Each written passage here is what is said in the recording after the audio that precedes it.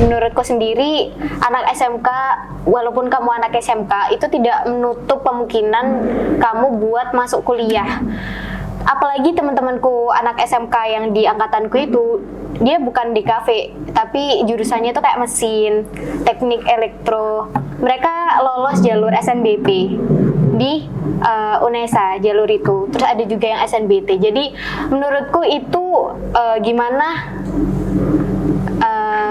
based on apa aja experience kamu di SMK atau SMA, dan juga bagaimana keteguhan kamu untuk masuk ke dalam PTN itu.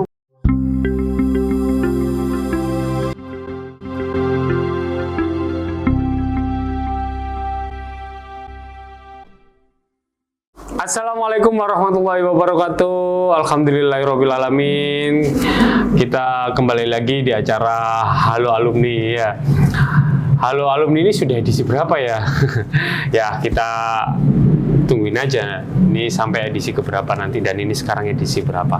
Yang jelas di Halo Alumni ini akan menyapa alumni SMK IPM 8 Sidoarjo yang menginspirasi khususnya ya, dan alumni YPM Sidoarjo yang mungkin ingin mengenang masa lalu ketika di SMK IPM 8 Sidoarjo. Nah, kali ini Halo Alumni sudah ditemani oleh sosok yang menginspirasi banget. Ya, khususnya ketika dulu di zaman sekolah, dia ini sudah terkenal di platform YouTube sekolah. Nah, langsung sajalah kita sapa. Halo, assalamualaikum warahmatullahi wabarakatuh. Waalaikumsalam warahmatullahi wabarakatuh. Okay, please you can introduce yourself for the audience. Hi, my name is Nurin Sandrina and I'm currently studying at the State University of Surabaya, majoring in English education. So, I'm one of the 26th generation alumni from YPMA Sidoarjo Vocational High School. Nah, tahu nggak artinya? Tahu nggak? Artinya dia itu namanya Nurin Sandrina. Dia itu alumni SMK IPM 8 Sidoarjo di angkatan 26. Dan dia sekarang kuliah di Universitas Negeri Surabaya, jurusan Pendidikan Bahasa Inggris. Gitu, betul begitu? Yes. Right? Yeah, Right. betul. Betul apa right? Right. Right, okay. How are you, Nurin? I'm fine.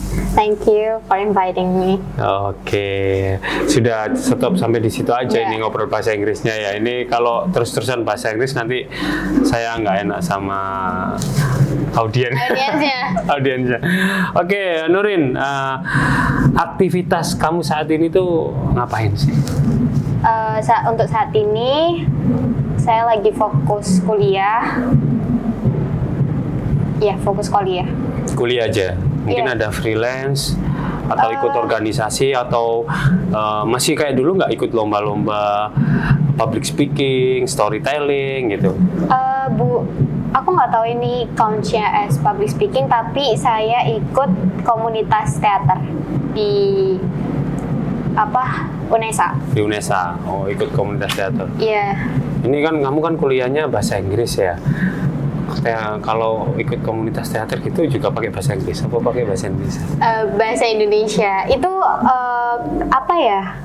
kayak ekstrakurikuler gitu. Dan kemarin pas bulan Juni kemarin kita baru aja pentasin debut untuk angkatanku angkatan 24. Angkatan 24 UNESA. Iya. Di SMK angkatan 26. Di UNESA angkatan 24. 2024. Berarti masih itu SMK IPM 8 ya. Iya gak sih? Oke. Ngomong-ngomong tentang kuliah nih, terutama di kuliah negeri. Perasaan kamu nih, Nurin, kan kamu lulusan SMK ya, lulusan SMK, yang dimana SMK itu kan rata-rata setelah lulus itu bekerja, tapi kamu memilih untuk langsung kuliah gitu loh, kuliah di negeri, jurusan Pendidikan Bahasa Inggris. Perasaan kamu itu gimana sih? Perasaan saya waktu keterima itu sangat gimana ya, nggak nyangka sih, apalagi kan di SMK saya jurusannya di DKV dan nggak nyambung lah sama bahasa Inggris. Tapi dengan pengalaman-pengalaman ketika saya di SMK dengan ikut aktif lomba bahasa Inggris, akhirnya saya bisa lolos jalur SNBP di UNESA. Itu suatu kebanggaan sendiri sih, soalnya kan SMK gitu kan. Terus kalau lihat dari teman-teman saya sendiri, lebih banyak didominasi dari anak-anak SMA, tapi juga ada anak-anak SMK di angkatan saya. Ada juga ya. Berarti nih ngomong-ngomong, ada beberapa anak SMK juga yang di angkatan kamu. Kalau dilihat nih, peluangnya anak SMK untuk kuliah khususnya di perguruan tinggi negeri itu sampai berapa persen sih menurut kamu? Kalau berapa persen, aku nggak mau ngomong statistik ya, soalnya perlu ada data. Iya, perlu ada data khusus. Tapi menurutku sendiri, anak SMK, walaupun kamu anak SMK, itu tidak menutup kemungkinan kamu buat masuk kuliah. Apalagi teman-temanku anak SMK yang di angkatanku itu, dia bukan di kafe, tapi jurusannya itu kayak mesin, teknik elektro. Mereka lolos jalur SNBP di UNESA, jalur itu. Terus ada juga yang SNBT. Jadi menurutku itu gimana